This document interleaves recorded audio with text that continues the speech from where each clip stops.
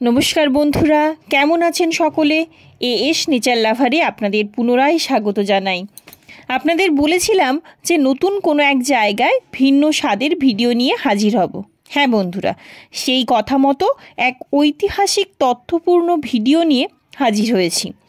ভিডিওটি শেষ পর্যন্ত শুনুন, দেখুন এবং পুরনো অজানা অনেক ঐতিহাসিক তথ্যের জ্ঞান অর্জন করুন।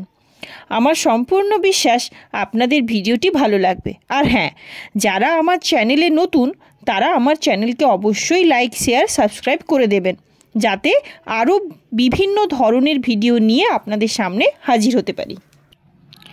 তো বন্ধুরা, দেরি না করে চলুন ঘুরে আসি 350 বছরের পুরনো রাজবাড়ি। রাজবাড়ির ইতিহাস কম বেশি সবারই জানা, কিন্তু ইতিমধ্যেই আপনারা ছবি দেখে যে রাজবাড়ির ইতিহাস শুনতে চলেছেন সেটার ইতিহাসটা একটু অন্যরকম। আমরা সকালে 8টায় খড়গপুর থেকে স্কুটিতে দুজনে রওনা হয়েছিলাম। খড়গপুর থেকে দূরত্ব প্রায় 68 কিলোমিটার। মাঝখানে আমরা অবশ্য চা টিফিন খেয়ে একটু রেস্ট নিয়েছিলাম, তাই আমাদের পৌঁছতে প্রায় দুপুর 12টা বেজে গিয়েছিল।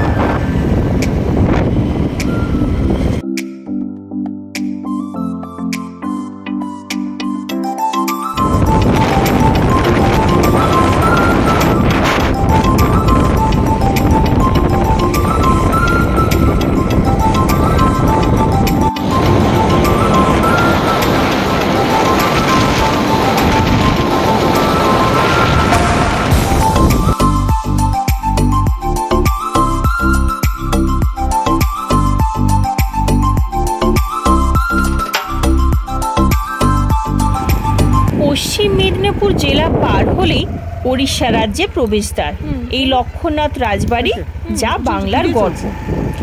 একদিকে ঘন সবুজে অরণ্যের ধার ঘেঁষে বয়ে চলেছে স্রোতস্বিনী সুবর্ণরেখা, আর অন্যদিকে মন্দির বেষ্টিত প্রাসাদোপম সুদৃশ্য মহাশয়গড়ের রাজবাড়ি বা জমিদার বাড়ি। পশ্চিমবঙ্গ থেকে প্রতিবেশী রাজ্য উড়িষ্যার প্রবেশদ্বারেই রয়েছে ঐতিহাসিক লক্ষ্মণনাথ রাজবাড়ি। একসময় লক্ষ্মণনাথ ছিলেন এক ব্যক্তি যিনি পেশায় কাঁথা, তোষক, বালিক প্রস্তুতকারক যুগী বা যুগিয়া। এখন লক্ষ্মণনাথ ওড়িশার প্রবেশদ্বারে অবস্থিত ভ্রমণ পিপাসু অজস্র মানুষের অন্যতম গন্তব্যের নাম। লক্ষ্মণনাথের অন্তরঙ্গ ও বহিরঙ্গে রয়েছে বাংলা সংস্কৃতির স্পষ্ট ছাপ। সুদূর অতীতে এক বাঙালি জমিদারি গড়ে তুলেছিলেন এই লক্ষ্মণনাথকে। লক্ষ্মণনাথের মহাশয়গড়ের দুর্গাপূজা বাংলা ও উড়িষ্যার বিভিন্ন প্রান্তের মানুষের কাছে ছিল অন্যতম আকর্ষণ। সুবিশাল দুর্গা প্রতিমা, নহবতের সম্মোহনী সুর, নবমীতে মহিষ বলি আর সুবর্ণরেখা নদীতে বিজয়া দশমীতে প্রতিমা বিসর্জন, এ সব কিছু একদিন দুই রাজ্যের লক্ষ লক্ষ মানুষকে আকর্ষণ করত। আজও দুর্গাপূজার দিনগুলিতে হাজার হাজার মানুষের সমাগম ঘটে ঐতিহাসিক লক্ষ্মণনাথের মহাশয়গড়ের রাজবাড়ি বা জমিদার বাড়ির সামনে। আজও সুবিশাল দুর্গা প্রতিমা তৈরি হয়। মহাশয়গড়ের মাঠে বিশাল মেলা বসে। অন্য 10-20টা শব্দের তাণ্ডবে হারিয়ে গিয়েছে নহবতের সুর। বন্ধ হয়ে গেছে নবমীতে মহিষ বলিও। তবুও ঐতিহ্যের টানে মানুষের ভিড়ে জনসমুদ্রে প্লাবিত হয় এই লক্ষ্মণনাথ। দুর্গাপূজার সময় ছাড়াও অন্য সময় পর্যটকদের আগমন ঘটে ঐতিহাসিক এই লক্ষ্মণনাথের মহাশয়গড়ে। NH-60 জাতীয় সড়কের পশ্চিম মিদনাপুরের সীমান্ত অতিক্রম করে ওড়িশায় প্রবেশ করলে লক্ষ্মণনাথ রোড। রেল ও সড়ক পথে প্রথমে পৌঁছতে হবে লক্ষ্মণনাথ রোড। দক্ষিণ পূর্ব রেলের খড়গপুর ভদ্রক শাখায় লক্ষ্মণনাথ রোড। সেখান থেকে পশ্চিমে প্রায় 5 কিলোমিটার পথ অতিক্রম করলে লক্ষ্মণনাথ গ্রাম। ডান বামে রয়েছে বাদামের ক্ষেত আর গুটি কয়েক ইটের ভাটা। বাইরের থেকে বোঝার উপায় নেই যে গ্রামের অভ্যন্তরে রয়েছে সুবিশাল অট্টালিকা। সুবর্ণরেখা নদীর তীরে অবস্থিত এই গ্রামের কেন্দ্রস্থলে রয়েছে 1720 সালে তৈরি ঐতিহাসিক মহাশয়গড়। জমিদার বাড়িটি গড়ে উঠেছিল 2 একর জমির উপর। চলুন এই রাজবাড়ির প্রাচীন ইতিহাস সম্পর্কে জানি। একসময় অজয় ও দামোদর নদীর তীরবর্তী এলাকায় রাজত্ব করতেন সুর বংশের রাজারা। গোভূম নামে বাংলার এই এলাকার রাজা ছিল আদিসুর। জানা যায় 996 খ্রিস্টাব্দে রাজা আদিসুর পুত্রেষ্ঠী যজ্ঞের জন্য কান্যকুব্ধ বা কনৌজ থেকে ব্রাহ্মণ ও 5 কায়স্থকে এনেছিলেন। সেই কায়স্থদের অন্যতম ছিলেন মকরন্দ ঘোষ। মকরন্দ ঘোষের 14 পুরুষ পর রামচন্দ্র ঘোষ সম্রাট হোসেন শাহের আমলে উড়িষ্যার জলেশ্বর সদর কানুনগো এলাকায় কর আদায়কারী জমিদার বা মহকুমা শাসকের দায়িত্ব পান। 1508 সাল নাগাদ রামচন্দ্র ঘোষ জলেশ্বরের সদর কানুনগোর দায়িত্ব পান। তিনি ছিলেন অত্যন্ত ধর্মভীরু ও প্রজাবাৎসল্য শাসক। সেই সময় থেকেই জলেশ্বরের রামচন্দ্র ঘোষ দুর্গাপুজোর আয়োজন করেন। গড়েছিলেন বিশাল দুর্গা মণ্ডপ ও ধর্মচর্চা ও সমাজসেবার কাজে ব্যস্ত যাজকরা নবাব হোসেন শাহকে সময় মতন কর দিতে পারতেন না। কথিত আছে রামচন্দ্র ঘোষ জলেশ্বরের সদর কানুনগোর দায়িত্ব পাওয়ার পর পুরী যাওয়ার পথে স্বয়ং শ্রীচৈতন্য মহাপ্রভু জলেশ্বরে অবস্থান করেন। জানা যায় রামচন্দ্র ঘোষ তার দুর্গা মণ্ডপে মহাপ্রভুকে স্থান করে দিয়েছিলেন। সেই সময় মহাপ্রভু রামচন্দ্র ঘোষকে বলেছিলেন এই স্থানে রামচন্দ্র ঘোষের মতো প্রজাবাৎসল্য মানুষের পক্ষে উপযুক্ত না। রাজা রামচন্দ্র ঘোষ শ্রী চৈতন্য মহাপ্রভুকে জলেশ্বর থেকে চন্দনেশ্বর হয়ে জলপথে বঙ্গোপসাগরে পুরী বা নীলাচলে যাওয়ার ব্যবস্থা করে দিয়েছিলেন। রামচন্দ্র ঘোষ নবাবকে ঠিকমতো কর না দেওয়ায় একসময় বন্দী হন এবং কর্তব্য অবহেলার অজুহাতে কয়েকজন প্রজাকেও বন্দী করেন। কারাগারে বন্দী থাকা অবস্থায় রাজা রামচন্দ্র কুলদেবী শ্যামাসুন্দরী স্বপ্নাদেশ পেয়ে প্রজাদের মুক্ত করার ব্যবস্থা করেন ও নিজে বন্দী থাকেন। নবাবের কানে এই সংবাদ পৌঁছতে তিনি রাজাকে মুক্তি দেন ও মহাশয় উপাধিতে ভূষিত করেন।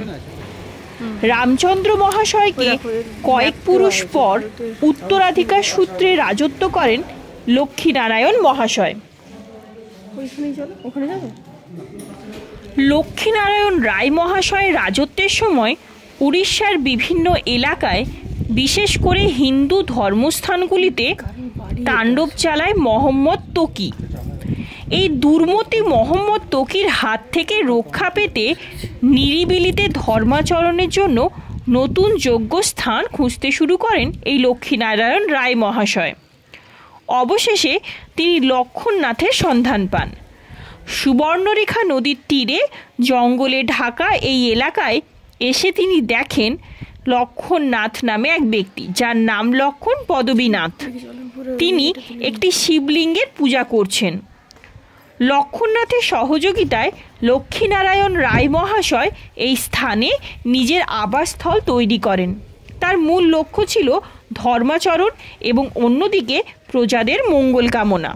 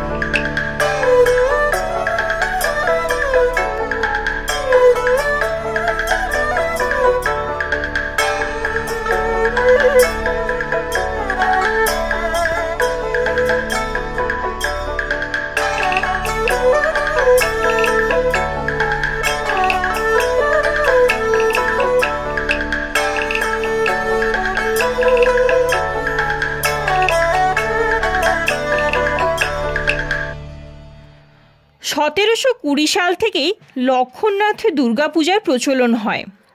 রাজা লক্ষ্মীনারায়ণ রায় মহাশয়ের 2 একর জমি জুড়ে একসময় ছিল বিশাল রাজবাড়ি।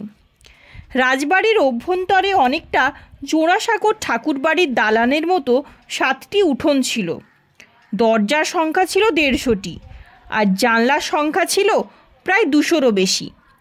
এখন মোট 4টি উঠোন আছে, 48টি কক্ষ বা ঘর রয়েছে, 158টি জানালা এবং 110টি দরজা। লক্ষ্মণনাথের রাজবাড়ি ছাড়াও রয়েছে 138টি পরিবার। রাজবাড়ির সামনে পূর্ব দিকে রয়েছে একটি পুকুর। পুকুরের পশ্চিম পাড়ে 8টি সারিবদ্ধ শিব মন্দির, অন্নপূর্ণা মন্দির আর মন্দিরগুলির বিপরীতে রয়েছে জগন্নাথ দেবের মন্দির। রাজবাড়ির প্রবেশদ্বার থেকে কয়েক মিটার পশ্চিমে এগিয়ে গেলেই বিশাল দুর্গা মণ্ডপ। রাজবাড়ির দুর্গা মণ্ডপ যেভাবে তৈরি হয় সেই আদলেই তৈরি হয় এখানকার স্থায়ী দক্ষিণমুখী দুর্গা মণ্ডপ। পরিবারের অন্দরমহলে মহিলাদের জন্য দেবীর সম্মুখভাগে রয়েছে ছোট্ট ব্যালকনি। সেখান থেকে রায় মহাশয় পরিবারের মহিলা সদস্যরা দেবী দশভূজার আরাধনায় অংশ নিতেন। রাজবাড়ির অভ্যন্তরে রয়েছে কুলদেবী শ্যামাসুন্দরীর বিশাল মন্দির, রয়েছে রাসমঞ্চ, এছাড়াও অতীতের গোশালা, অশ্বশালা এবং হাতিশালার অস্তিত্ব।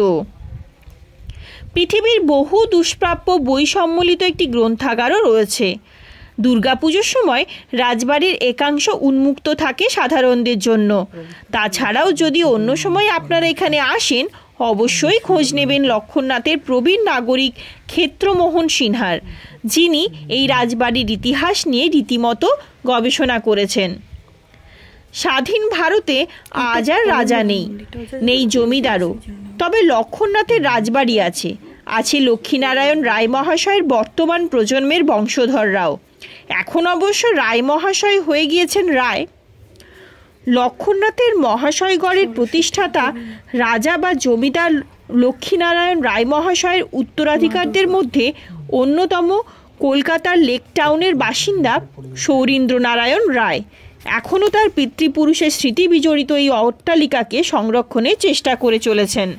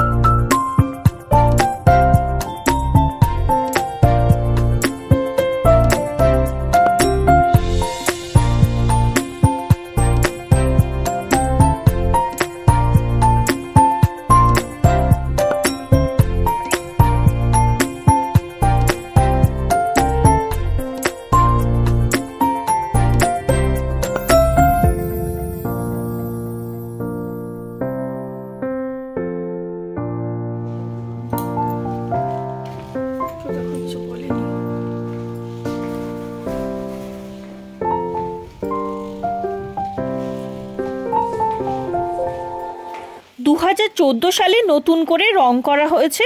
মাঝে মধ্যেই এখানে অবস্থান করেন সস্ত্রীক সৌরীন্দ্রনারায়ণ বাবু। সদালাপী সৌরীন্দ্রনারায়ণ বাবুর সহধর্মিণী শুভ্রা রায়ও কলকাতার কোলাহল ছেড়ে অতীতের ঐতিহ্য বহন করা এই রাজবাড়িতে অবস্থান করেন। অট্টালিকার অভ্যন্তরে বিচরণ করলেই দেখা যাবে অতীতের দেশ বিদেশের নানান আসবাব, পশুর মাথা কিংবা ঝাড়বাতি। উড়িষ্যা রাজবাড়ির অন্তর্গত হলেও লক্ষ্মণনাথের এই রাজবাড়ির অস্তিত্বের সঙ্গে সম্পৃক্ত হয়ে আছে বাংলা সংস্কৃতি। শুধু রাজবাড়ি নয়, সেই সঙ্গে লক্ষ্মণনাথ গ্রাম জুড়ে রয়েছে আরও 4টি শিব মন্দির, শীতলা মন্দির ইত্যাদি। রাজবাড়ির অনতি দূরে রয়েছে 50 একর জমিতে সেগুন গাছের ঘন জঙ্গল। সম্প্রতি সুবর্ণরেখা নদীর উপর নির্মিত হয়েছে একটি সেতু। কথিত আছে নদীর বালিতে সোনার কণা পাওয়া যেত বলে নাম হয়েছিল সুবর্ণরেখা। লক্ষ্মণনাথের পাশ দিয়ে বয়ে গেছে সেই সুবর্ণরেখা নদী। উড়িষ্যা রাজ্যের নিজস্ব সংস্কৃতি, সাবলীল গতিতে বয়ে যাওয়া সুবর্ণরেখা নদী আর বাংলা সংস্কৃতির স্তম্ভ মহাশয়গড় লক্ষ্মণনাথকে করে তুলেছে অনন্য।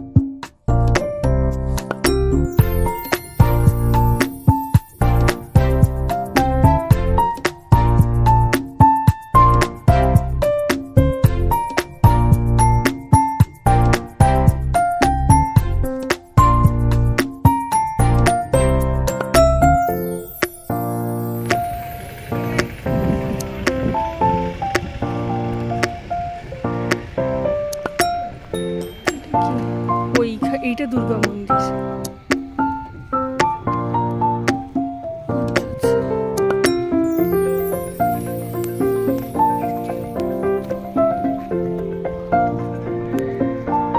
দেখিয়ে দিই, দেখো শুধু এটা উঠবে। হ্যাঁ,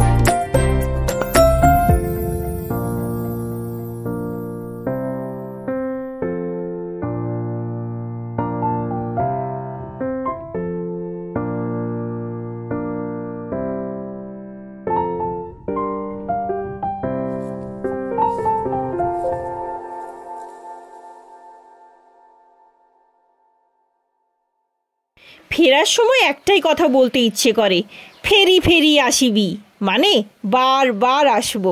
হ্যাঁ বন্ধুরা, ক্ষণিকের জন্য আমরা সবাই হারিয়ে গিয়েছিলাম এক ঐতিহাসিক নিদর্শনের গল্প শুনতে শুনতে।